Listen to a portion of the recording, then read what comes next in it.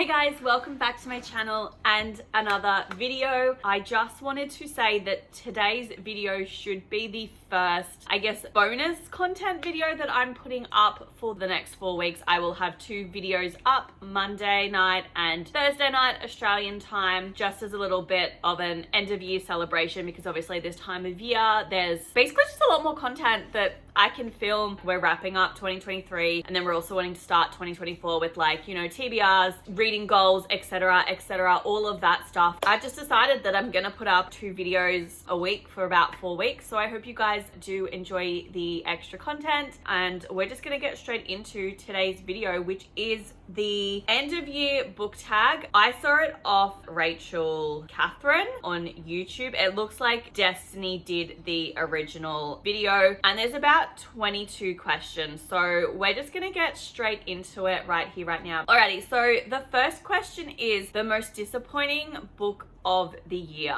You know what? It's downstairs. Let me go get it. Okay, so there's basically only one book I could pick for this, which was Love, Hate and Clickbait by Liz Bowery. So today is the 13th of December. Happy birthday, Taylor Swift. And last night, 12th of December, I decided that, oh, I'm 150 pages in, I am going to DNF this book. I cannot read another word from this novel. I hate it. Nobody is likable, nobody's redeeming. Tom is just a horrible human being, and I do not understand why everybody needs to hate play, because the guy doesn't wear tailored suits and he's still a little bit in his high school days, and they just can't accept that there are different people in the world, and they basically just belittle him every single opportunity that they get, and I'm done. I've had enough. I don't really even like Clay very much either. I don't think the author does, because the way she writes about him is horrendous, but I've had enough. I can't read this. This is just too much negativity. It is the one and only book that I have DNF'd in 2024, so therefore it is the only book that I feel is appropriate for this challenge, because I just made the irrational decision last night to do it, and I'm standing by it and supporting myself. And then question 2 is Underdog Book of the Year. So that's basically one that you didn't think you were gonna like, but you did like it was surprising for you. I've literally read 75 books so far this year, and I can't think of a single book. Because here's the thing, the ones that I thought were going to be good weren't, and the ones that I thought were going to be bad were probably bad. So the book that I've decided to pick as the Underdog Read of the Year is Yours Truly by Abby Jimenez. I've picked this one because this is the 5th book I've read by this author, and I find her a little bit hit and miss. Hated the first book. This is the 2nd book. The first one in the companion series was Part of Your World, and then this was the sequel, Yours Truly. I heard people say like really good things about it, and I was hesitant because people had said really good things about Part of Your World, but I just couldn't stand it. So I picked this one up wanting to like it, but not really sure if that would be the case. And I did actually really like it. It was one of my 5-star reads for the year. This basically just focuses on 2 doctors who work at a hospital. They have a really bad first meeting, and then they sort of just like communicate via letters and slowly develop a friendship and pretend to fake date. Their little friendship eventually blossoms into a little love story, and it's adorable. I loved it. I'm really relieved that I did, and I guess it was the one that I was expecting not really to like as much as I did, so that's why I've picked it for this prompt. Question 3, a book that was overhyped.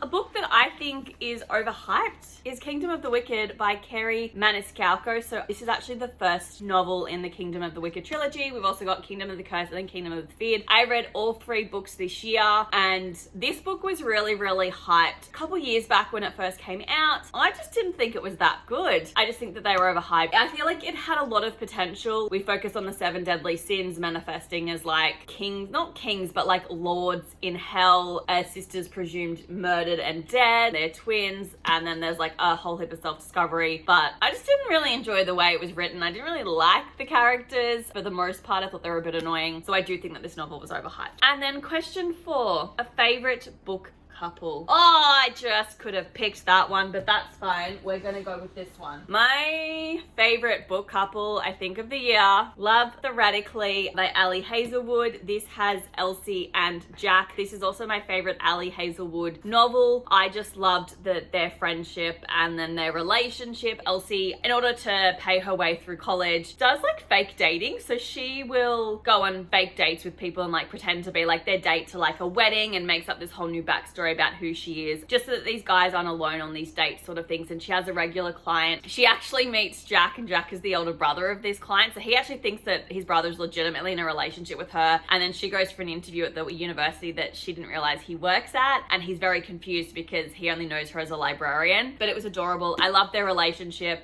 Like I said, it's my favorite Ali Hazelwood novel, and Elsie and Jack are just adorable. And then question 5 is favorite main character. How have I read 75 books, but like I can only think of 4 that are currently sitting on my floor? Please don't make me regret picking this book. That's what I get for not looking at the prompts in advance. I'm probably gonna hate myself for doing this, but my favorite main character I'm gonna go with is from Fourth Wing, and I'm gonna go with Violet. This is my current obsession. I just really like the representation in this novel. She is someone that is living with chronic pain. She is easily injured, and she just fucking deals with it. She doesn't whine, she doesn't let it get her down. She just copes with it, and she deals with it, and she rolls with the punches. She's a little bit of a people pleaser, and I can kind of relate to all of that. I thought she was a great character. I'm talking about Fourth Wing purely. In Iron Flame, she was not my favorite, but for the sake of this prompt, I'm gonna say in Fourth Wing, she was my favorite character, and I have really loved reading about her and her story. So I'm excited to see where the rest of it goes.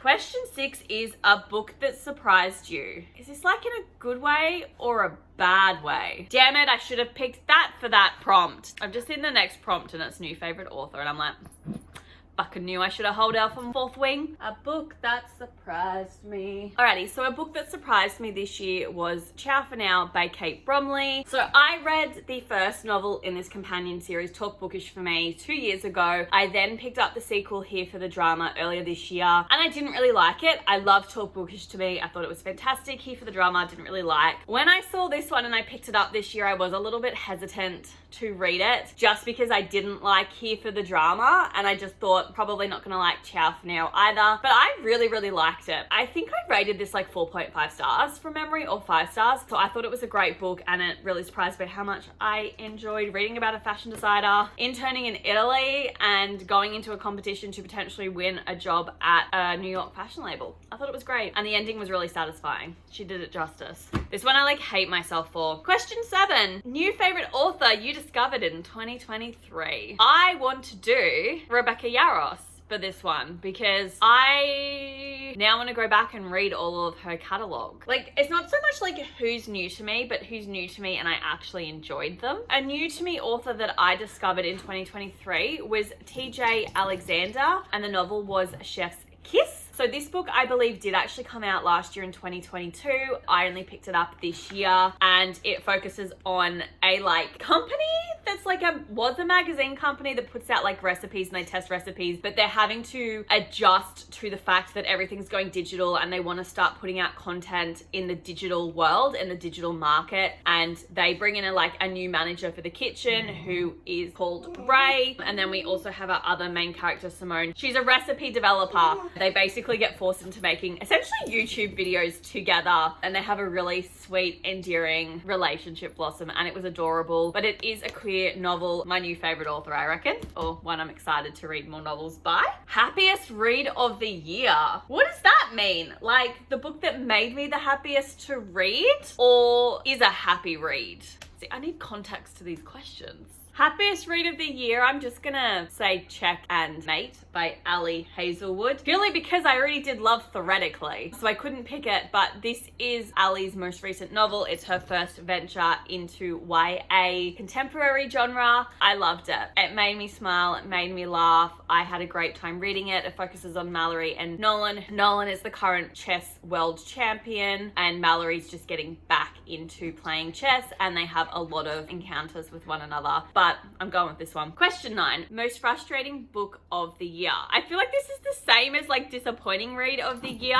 So I'm gonna say my most frustrating read of 2023 was Realm Breaker by Victoria Aveyard. I wanted so badly to like this novel and the sequel, but I really just didn't enjoy them. It's a fantasy novel. We have like 5, but it felt like 25 point of views. There's some villains, there's some like save the world tropes going on. I didn't know what the hell was going on 90% of the time. I was frustrated. I just couldn't retain any of the information. I didn't care about the characters. I also didn't like the fact that we switched through the multiple different point of views quite quickly, but it didn't move the story along very fast. It did my fucking head in, and the sequel, Blade Breaker, was the exact same, and I don't want to pick up the third and final book, Fate Breaker, because couldn't tell you what happened in this story, or the sequel, or anything. I know nothing about this novel. Best adaptation of the year. So there's literally only one book to movie adaptation that is coming into my mind at this point in time, and it's probably because it literally came out a couple weeks ago and I saw it, and that is The Ballad of Songbirds and Snakes by Suzanne Collins. It is the prequel novel to The Hunger Games, and it focuses on President Snow and how he got involved in the Hunger Games as a mentor. I wasn't a huge fan of the novel, but I thought that the movie did a really good job of taking the concept of the book and bringing it to life. So for that, I'm gonna go with this one. And then question 11 is longest book you've read this year. Fucked if I know. The longest book that I read this year was Chain of Thorns by Cassandra Clare, which is the third and final book in the Last Hours trilogy. This novel turned out to be 677 pages, and it was also one of my favorite reads. The shortest book you read this year. I read a couple of novellas. Do they count? The shortest book that I read in 2023 was The Matchbreaker Summer by Annie Raines, and it is 259 pages long. So definitely the shortest novel that I have read. I also didn't enjoy the 259 pages I read of this, so there's that. And question 13 is favorite book covers. Oh, I just realized I should have picked a different author for my favorite author, but it's fine because I was saving it for the book covers. I'm just gonna do like one of them, but it is all of the covers in the Love Light series by B.K. Borison. Also probably should have picked it for favorite author, but I was saving her for this. And that is the Love Light Farms, In the Weeds, and Mixed Signals book covers. They are stunning and I love them. I think they're so cute. They're so simple but so effective, and they really capture the essence of the novel, in my opinion. So there's that. A book you haven't stopped thinking about. Well, also Fourth Wing. Okay, so a book I haven't stopped thinking about since I read it a couple weeks ago is Iron Flame by Rebecca Yarros. Now, this is coming from the perspective of there are so many theories and stuff that I am seeing on TikTok, and I'm constantly thinking about what's going to happen next, who the big baddie is, how they relate to Violet and Xaden. Do Violet and Xaden die at the end? This is kind of my current obsession, and that's why I can't stop thinking about it. Cringiest book you read this year? I mean, I could pull that one out. Cringiest book I read this year was Heartbones by Colleen Hoover. I didn't enjoy this. I found this book had insta-love, hence made me cringe. I didn't like the characters, then the ending, how she's waiting for a guy she's known for 2 weeks was just ridiculous. I didn't like any of it, and it's just another book to add to like a list of reasons why I don't want to read any more Colleen Hoover novels. And question 16 is unpopular book that you loved. I mean, what was an unpopular book that...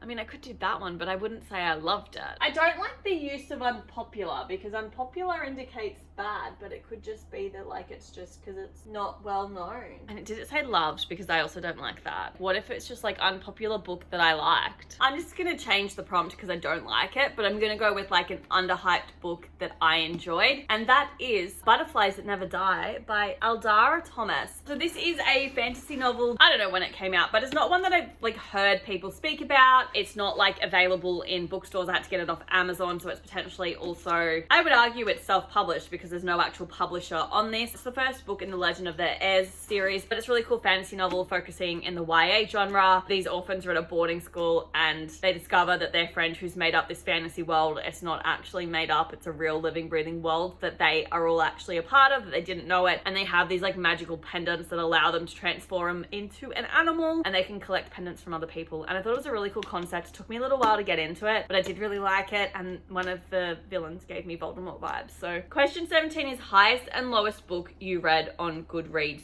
Do you agree? So that's the highest and lowest rated book that you read this year as per Goodreads. I can't do this because I don't use Goodreads, so I will be skipping over question 17. So question 18 is favorite quotes of the year. I've got my reading journal of all my book quotes that I've half filled in because I just don't have the energy to do them. Okay. Fuck this shit. I'm never exercising again. From Love Theoretically by Ali Hazelwood. And you know what? Same girl, same. And then question Question 19. Book with the most unique concept. We could go with that because I'm running out of options. But it's not unique because it's really... You know what? I grabbed a book and now I'm kind of regretting my choice. I'm going to change my choice. That is Not Your Ex's Hexes by April Fisher. This is the second novel in the Supernatural single series by this author.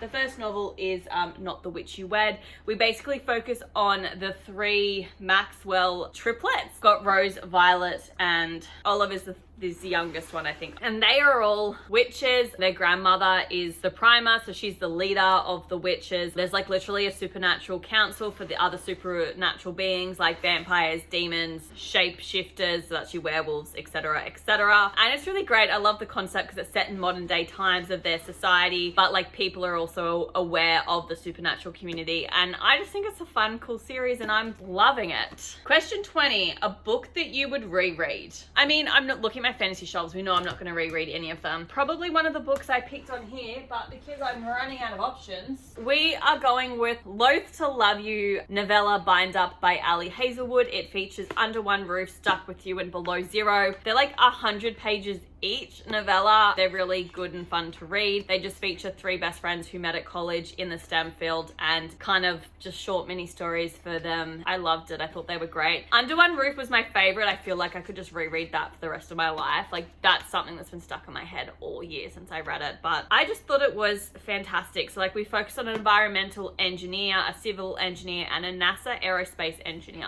I love it. I think it was fantastic. That's all I have to say. I can't think right now. Question 21, reading goal, reflection, and 2024 reading goal. So my reading goal for this year was to read 60 books. As of today, the 13th of December, I have currently read 75 books. So I'm really happy with that. I'm proud of that. As long as I read at least my reading goal, like I'm stoked, but I do like to read more. So my 2024 reading goal, I am actually going to be filming a video, which I think is going up next Thursday. And that's going to go over all of my reading goals. But basically at this stage, I'm looking between setting my reading goal from like 60 to 70 books. I think that's a realistic goal for me. And then the 22nd question, which is also our final one, is what are you prioritizing in 2024 with your reading? I want to prioritize starting to read the book series that I have the entire series of on my shelf that I haven't started yet. I really want to knock over a whole heap of those because I have a really bad habit of buying books that have been out for a number of years now and getting all of the books in the series and just not starting it. And I should just be buying the first book to see if I like it and not wasting my money buying the entire series. And then I don't want to start said series because it's daunting. So that's what I want to prioritize. I want to prioritize getting those books read and off my TBR list because that will bring my TBR list down because I'm always looking for the standalone novels and I just need to knock over the really big series. Okay guys, they are all 22 questions. I only actually answered 21 of them, but that's fine. In the end of the year book tag video. I hope you guys enjoyed this video. If you feel like playing along at home, please feel free to put your answers down below in the comments for me. And I hope you guys enjoyed the first of the bonus content videos and I will see you guys on Monday for a fun little unboxing. Bye!